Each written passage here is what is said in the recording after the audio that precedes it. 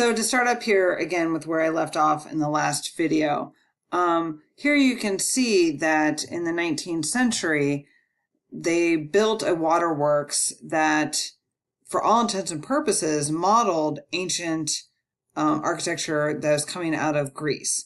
And so we get our sense of what is right, what is austere, what is imposing, what is proper, what we should, raise our sights to from the past.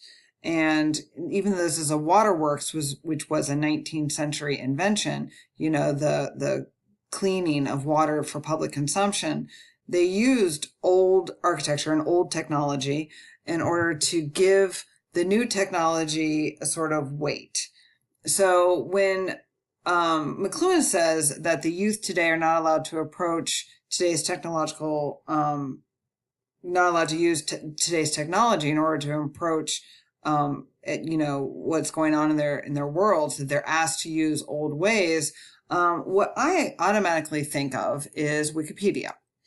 And the reason why I think of Wikipedia is because so many of your teachers and professors over the years have said you are not allowed to use Wikipedia to do your research because it is unreliable, because it's open source. And I want you to pay attention to that term, open source.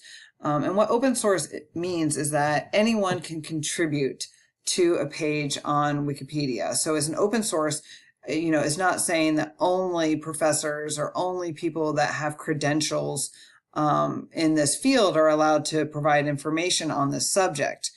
And I take a lot of umbrage with this idea that Wikipedia is not a reliable source, because what all sources in our world are results of human endeavors, and Wikipedia is the result of human endeavors. Will there be flaws in it? Yes. There are flaws in everything that is created by a human. And if we didn't have those flaws, frankly, I think that our life would be really sad and not of worth. But, nevertheless, a lot of people hold on to this idea that in the past, we had access to true facts and to true technology, and that we should model today's behaviors and today's practices, educational practices, for example, on those older models, and then we will get back to this purity. And that, I think, is a false dichotomy, first of all, and is a very nostalgic look at the past, which is not at all rooted in reality. Now, I'm going to base my critique on a resource that you probably have been encouraged to use over the years. I'm going to show you that here in just a second. So here I am on Kimball Library's database page, where you can go and search the databases that we have. And if you click over here alphabetically, how it's sorted on O, you will find access to the Oxford English Dictionary. And the Oxford English Dictionary is one of the most respected and venerated sources of definitions for words that are used in English throughout history. And you probably, here's my login. Oop, that didn't work. I need to type in my new password.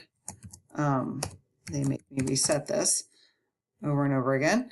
And now I have access. And this is one of the oldest dictionaries in the English language. It started in the 19th century, and you might have had English teachers or professors in the past, or, other fields as well, like history or philosophy, encourage you to use this. And what I find really ironic is that this resource that is so venerated was also crowdsourced in the exact same way that Wikipedia was. And what's cool about this dictionary is that it shows a word's etymology. So let's try technology. And technology is a topic of our course here. And in this dictionary, it doesn't just give you like a couple of definitions. It gives you all of the definitions that they can come up with for a word and how the word has been used in print. And again, I'm going to emphasize that, how the word has been used in print over the decades and generations, basically since printing was invented here in the West from, the 16th century. And the history of the word. It says the technology is partly a borrowing from Latin, partly a borrowing from Greek, and it gives you the root words. And then it goes down and gives you several different definitions. But in addition to the definitions, like technology, an original definition of technology was a discourse or treatise on an art or arts, especially in later use, a treatise on a practical art or craft. That is not the way we think of technology today. But if you look back historically, that's how the word technology was used. And we have examples here, quotations from the year 1612, 1615, 1628, 1706, and 1860. So you can see that up here it notes that this particular definition is obsolete because the English language is a technology that is constantly changing over time. It's a way that humans are able to communicate with each other in the English language. But if you have not learned that technology, the English language means nothing to you, right? It's something that's man-made. It is not organic. It does not just naturally spring from our bodies. It's something that we created here in the Western world, and it has changed over time. Now, to connect this back to Wikipedia, the Oxford English Dictionary was and always has been crowdsourced. And so they accepted definitions of the words, exactly, from lay people within the general population who said, I have read the word and it was in this book and it was used in this way, and therefore we accept that this word's definition should include this meaning because it was printed. And printing was used as sort of a yardstick of like, okay, if it was printed in this way, then it must be true on some level that people will accept that this word has this meaning. And you'll probably notice that this is the way that Wikipedia works.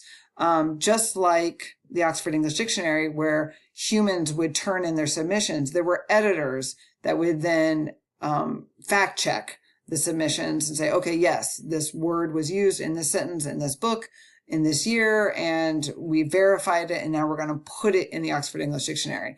Wikipedia works the same way, where there are editors that we can use to vouchsafe the submissions by the general population. If you've ever tried to put faulty information into a Wikipedia site, especially a page that is popular about a popular subject, you will note that you can put the information up there, but it'll very quickly be erased or taken down by an editor.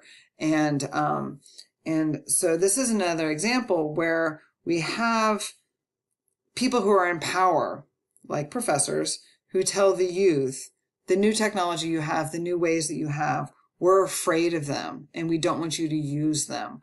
And McLuhan is saying we should question that we should resist that backward sort of backlash by the people who are already in power and say, we have new technology and it's just as good as your old technology and we're going to use it. Can you do that on a day-to-day basis? It's a little difficult because you need your degrees and you need to pass assignments. But nevertheless, I think in this class, at least, I'm going to be privileging the students who do come up with questions and questions my old ways, and suggest new ways to integrate technology into this course and to keep moving us forward.